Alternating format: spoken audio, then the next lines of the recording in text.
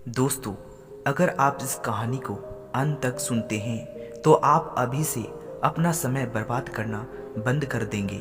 दोस्तों, आज के इस गौतम बुद्ध की शिक्षाप्रद कहानी से आपको बहुत कुछ सीखने को मिलने वाला है, इसलिए इस कहानी को अंत तक जरूर सुने। दोस्तों, एक बार गौतम बुद्ध अपने भिक्षुओं के साथ एक वृक्ष के नीचे बैठे विश्राम कर रहे थे। उस वृक्ष की छांव में बुद्ध अपने भिक्षुओं की जिज्ञासा दूर कर रहे थे। बुद्ध के सभी भिक्षु एक एक करके उनसे प्रश्न पूछ रहे थे और गौतम बुद्ध उनके सभी प्रश्नों का उत्तर दे रहे थे।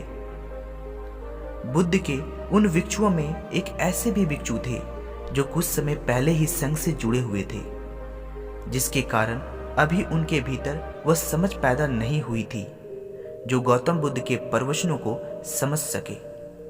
गर्मियों का समय था, सूरज अपने चरम पर था और चारों तरफ धूप ही धूप थी। लेकिन उस वृक्ष के कारण बुद्ध और उनके सभी भिक्षु आराम से छांव में बैठे हुए थे।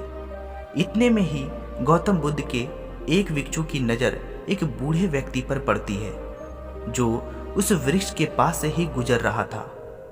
वह भिक्षु उस बूढ़े व्यक्ति को देखकर अचानक से ही हंसने लगता है।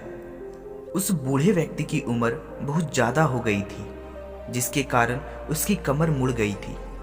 उस बूढ़े व्यक्ति के हाथ में एक डंडा था, जिसका सहारा लेकर वह बूढ़ा व्यक्ति अपनी मंजिल तक पहुंचने का प्रयास कर रहा था। उस बूढ़े व्यक्ति का शरीर केवल हड्डियों का ढांचा मात्र था।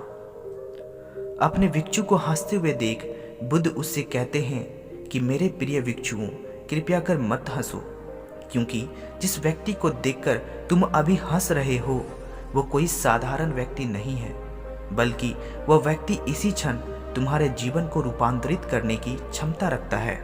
जो आज तक मैं तुम्हें नहीं सिखा पाया वह यह बूढ़ा व्यक्ति तुम्हें सिखा रहा है।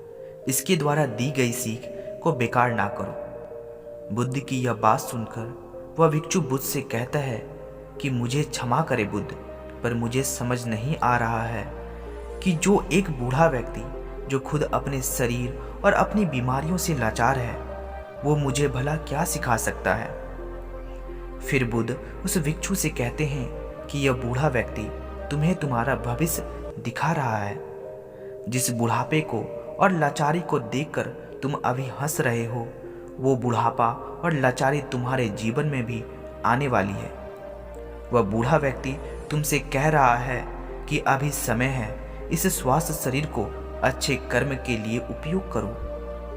अगर तुम्हारा यह स्वस्थ शरीर तुम्हारे हाथ से निकल गया तो फिर वापस नहीं आएगा, और अभी तुम्हारा यह शरीर सही से काम कर रहा है, जैसे कि तुम्हारे हाथ, तुम्हारे पैर, आँख, कान और ये सभी चीज़ें जो सही से काम कर रही है। क्या यह छोटी बात है और क्या तुम इसे मामूली सी बात समझ रहे हो? यह घटना कोई साधारण घटना नहीं थी जो अभी तुम्हारे साथ घटी है। यह घटना तुम्हारे जीवन को बदलने की क्षमता रखती है।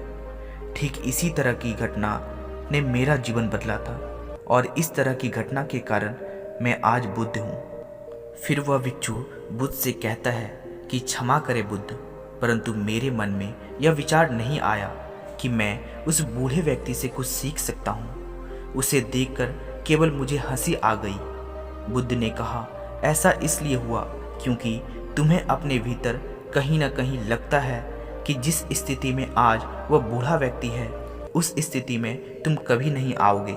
जिस बुढ़ापे का और लाचारी का सामना आज वह बूढ़ा व्यक्ति कर रहा है, तुम्हें लगता है कि उसका सामना तुम नहीं करोगे, इसलिए तुम उस बूढ़े व्यक्ति को देखकर हंस पाए।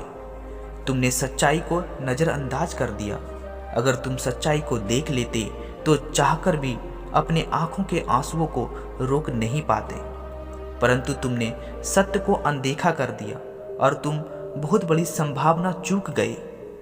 बुद्ध की यह बात सुन वह भिक्षु बुद्ध से क्षमा मांगता है और यह निश्चय करता है कि वह अपने स्वास्थ्य का उपयोग अपने अहंकार को बढ़ाने में नहीं, बल्कि परम सत्य को पाने में करेगा। दोस्तों, जो लोग इस कहानी को सुन रहे हैं, हो सकता है कि आप बड़ी से बड़ी समस्या में हो, या हो सकता है कि आप परेशानियों में हो, लेकिन फिर भी एक बात को हमेशा याद रखना कि जब तक आपका स्वास्थ्य ठीक है तब तक आप किसी भी बड़ी से बड़ी समस्याओं से बाहर आ सकते हैं। दोस्तों, इसलिए बुद्ध ने कहा कि हमारा स्वास्थ्य हमारा सबसे बड़ा उपहार है जो हमें इस सृष्टि से मिला हुआ है, इसलिए इसका उपयोग सही से करें। तो दोस्तों, आपको यह गौतम बुद्ध की शिक्षाप्रद कहानी कैसी लगी?